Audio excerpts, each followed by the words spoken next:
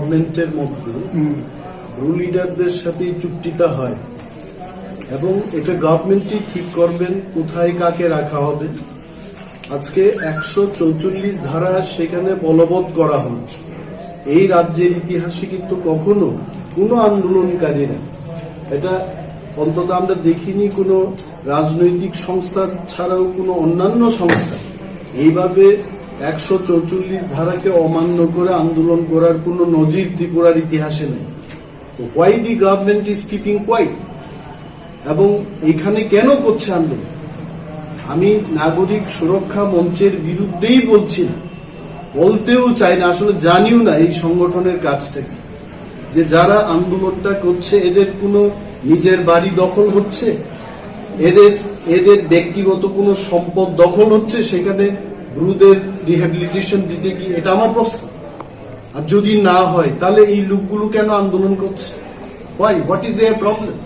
এবং আমার জানা মতো এই যে নাগরিক সুরক্ষা মঞ্চের যারা, আমার কাছে যতটুকু খবর আছে, most of them are non tribal, তার মানে নন রিয়াং, নন দেববর্মা, নন জমাতিয়া, এবং এডিসি এলাকাতেই ব্রুদের রিহ্যাবিলিটেশন দেওয়ার চেষ্টা চলছে যতটুকু খবর আমাদের কাছে।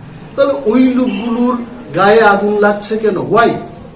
এবং এখানে একটা জিনিস দেখুন, ত্রিপুরা রাজ্যের ইতিহাসে আমরা যারা ত্রিপুরার নাগরিক, আমরা জানি যে এই রাজ্যের সবচেয়ে পিছিয়ে পড়া হচ্ছে রিয়াংরা, এবং তাদের জন্য আলাদা করে একটা দপ্তর আছে, আপনারা জানবেন, পিজিপি, প্রিমিটিভ গ্রুপ প্রোগ্রাম বা প্রজেক্ট করে একটা দপ্তর আছে তাদের দেখাশোনার জন্য। যখন তাদেরকে একটা কিছু দেওয়া হবে, কি করে তারা বলতে পারে যে রিফিউজি কাদের বলে? First they should make it clear, refugee হচ্ছে ভারতবর্ষের বাইরের থেকে যারা এসছে তারা রিফিউজি। আমার মিজোরাম থেকে যারা আসছে, মিজোরাম এই দেশের একটা অঙ্গরাজ্য, সেখান থেকে যদি কেউ আসে আমি রিফিউজি বলবো তাদের? How can they say that they are refugee? Objectionable. এবং আরেকটা ব্যাপার হচ্ছে, এই রিয়াংদের মধ্যেই কিন্তু 25 বছর টানা এমপি ছিলেন পূর্ব ত্রিপুরার সাংসদ বাজবন রিয়াং। সেইকালে রিয়াং বাবু কিছু করেননি কিন্তু, এবং সিপিএম সরকার কিছু করেনি তখন। আর এখন সেই নাগরিক সুরক্ষা মঞ্চে গিয়ে সিপিএম নেতৃত্বরা বক্তব্য করছেন, আর এখানে রাজ্য পরিচালনা করছে বিজেপির নেতারা গিয়ে সেখানে বক্তৃতা করছেন। কি চায় তারা? What they want?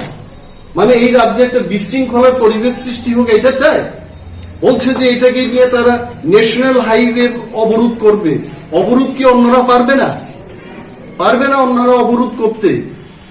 These are all আমাদের সাংবাদিক, এই রাজ্যের আপামর জনগণ, আমাদের সবাইকে দায়িত্ব নিতে হবে যে এই ত্রিপুরায় শান্তি শৃঙ্খলা যেন বজায় থাকে। আইন পিটির এটি স্ট্যান্ড।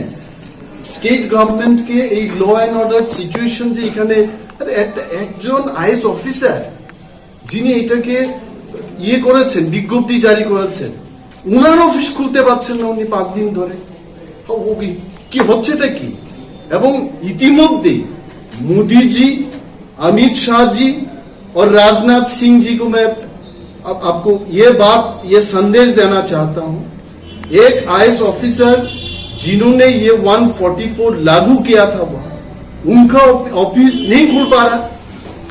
মানে এই যে একটা কাঞ্চনপুর কি ভারতবর্ষের আইনের সংবিধানের বাইরের একটা মহকুমা, এবং রাজ্য সরকার যদি এটাকে কন্ট্রোল করতে না পারে, let central government come and take action here.